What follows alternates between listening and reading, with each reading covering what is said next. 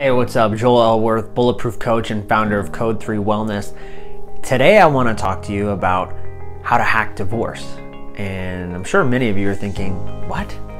How do I hack divorce?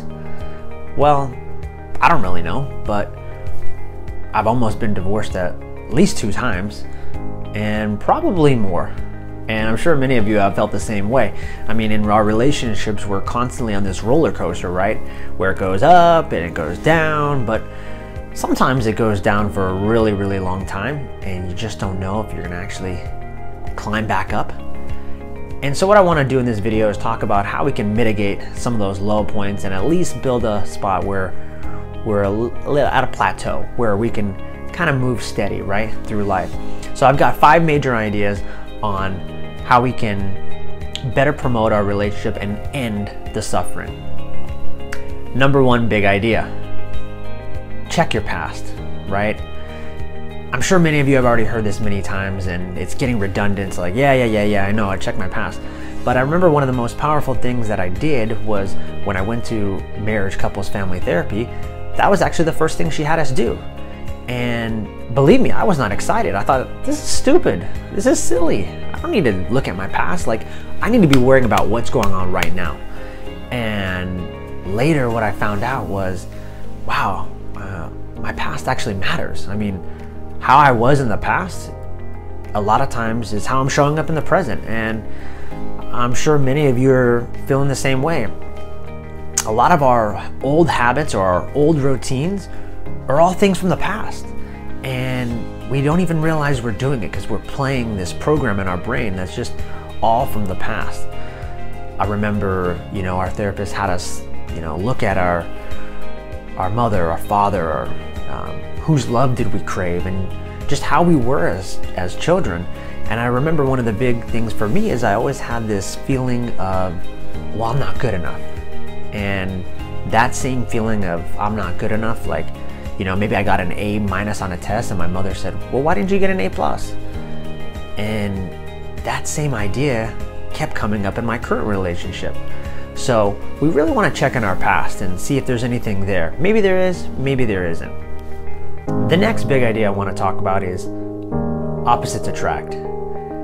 Now, many of you already know this. The reason you fell in love with your partner is because they complement you. They're the exact opposite of you. The only problem is over time, sometimes those same reasons that you fell in love with that person are the same things that you absolutely can't stand about them right now. So we want to just build some awareness and some thoughtfulness around that, because many of those same things that annoy us right now are things that we absolutely loved about that person when we first met them. Secondly, a lot of times I've found that the things that we can't stand about our partner are actually things that we can't stand about ourselves, are things that we need to change about ourselves, but we're just too scared to actually look at the truth and actually try to fix these things. So instead, it's a lot easier to just project them onto our partner, like, you should be this way because, or you should do more of that, when in reality, we need to do that same work. The third big principle is self-awareness. Now, I'm sure you've heard it from all these gurus. You hear Gary Vaynerchuk talking about it, all these entrepreneurs, all these self-help gurus. Everyone's talking about self-awareness. And why? Because it's freaking important, right? We need to be just self-aware of how we're being, how we're showing up in the world, right? And if we're not, then there's just no way we can actually change how we're being, because we don't either know about it or we don't care to know about it. So you really want to develop this sense of self-awareness. And at the bare minimum, I think what you can do is start building some awareness around how your partner is triggering you emotionally. So when you feel yourself being triggered or your partner does something that starts to anger you, instead of going into your old habit loop of react, you did this because I'm going to tell you why you did all these things wrong and I'm just reacting this way because you did that. It's not really helpful, right?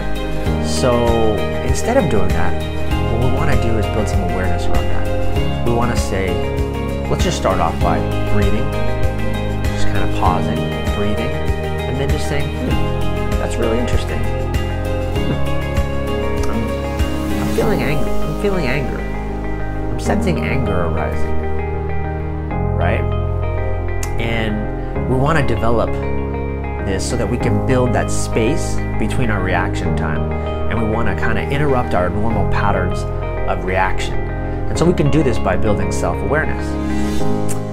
The fourth major concept I call the give principle. And what I mean by that is, if you want love in your relationship, then give love. If you want connection, then give connection.